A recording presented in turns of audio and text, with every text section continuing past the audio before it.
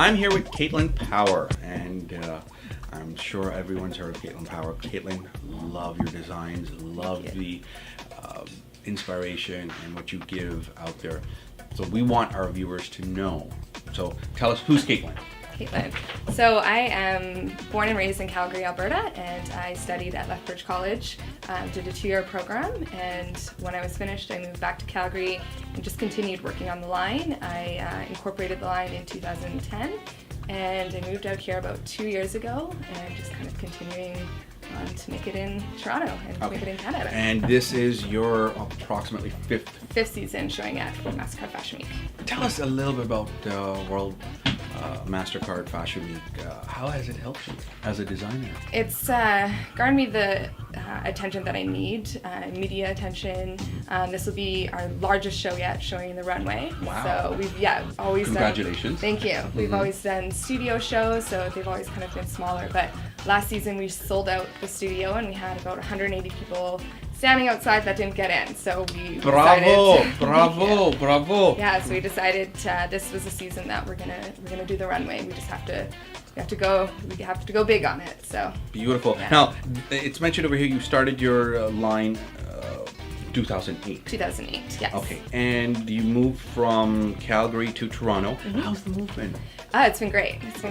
When I was living in Calgary, I grew up in Calgary, and then when I went to school, my mom had moved out on an acreage outside of Calgary. So when I moved back, I was living outside of Calgary, and I just didn't really get that kind of culture experience that I needed. So when I moved to Toronto, I'm like living downtown Toronto. I can ride my bike everywhere. I can walk down the streets. Everything and, over here. There's there's inspiration everywhere, and there's people always out. So it's So they're telling me that you started sewing when I was in grade 5. Yeah, I started hand sewing, and then I took some lessons, sewing lessons, and then I just kind of knew that was. So that's the time you discovered your passion, or prior to that? No, that's when I started. That's kind of when I started to design and to draw. And kind of when I was sewing, I would always buy the store-bought patterns, but then I would always adjust them because I didn't like how they were looking. So that's kind of where the design started to come. So give us a little bit of an idea about, from the buyer's perspective to the average individual that will be buying your clothing,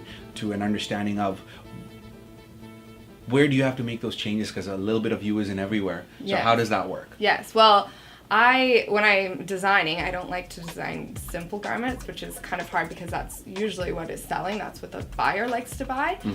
Our clientele would like to buy those more intricate pieces. So I have to kind of adjust, when we're selling to a store, like give them a couple options of simple pieces, whereas to a client, they want that extravagant piece because it's directly to them. You see, I've been asking this question to a lot of the guys in the business, and I would love to get your intake on this.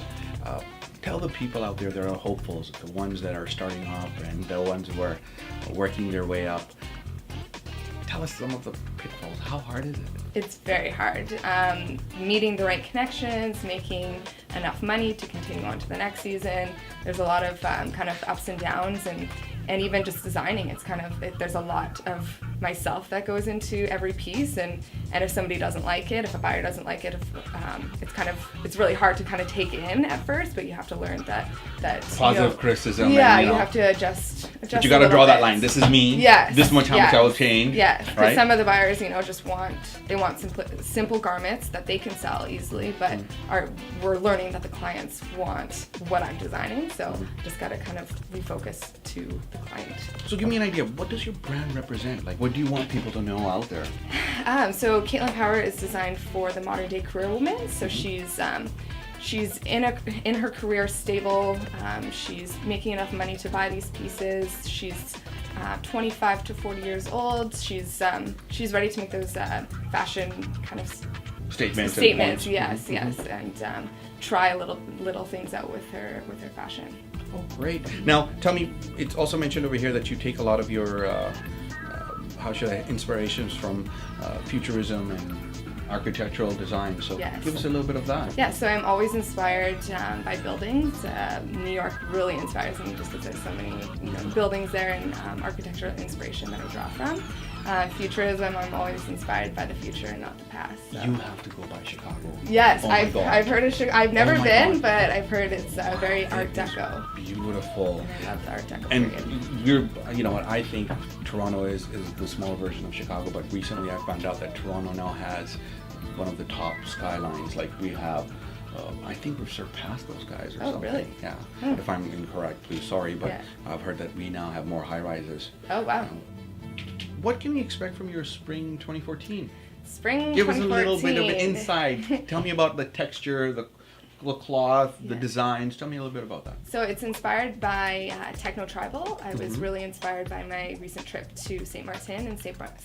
So Mhm. you'll see that kind of culture kind of coming through. You'll see it in the music that we've picked and in the colors in the collection. It's definitely a can't wait to be lighter, there. brighter Mhm. collection that I've ever done. So it's really... Wow.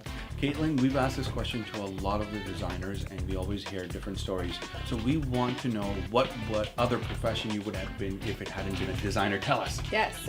So I grew up playing hockey and playing Hockey. soccer. Yeah. So Uh-huh. my when I was kind of deciding what I wanted to do in life, it was either to be a professional hockey player playing on the women's Olympic hockey team or to be a designer. And I kind of went with designer. Hockey designer. Yeah. Wow. Yeah. So Caitlin, so if somebody wants to pick up some of your outfits, where do they go?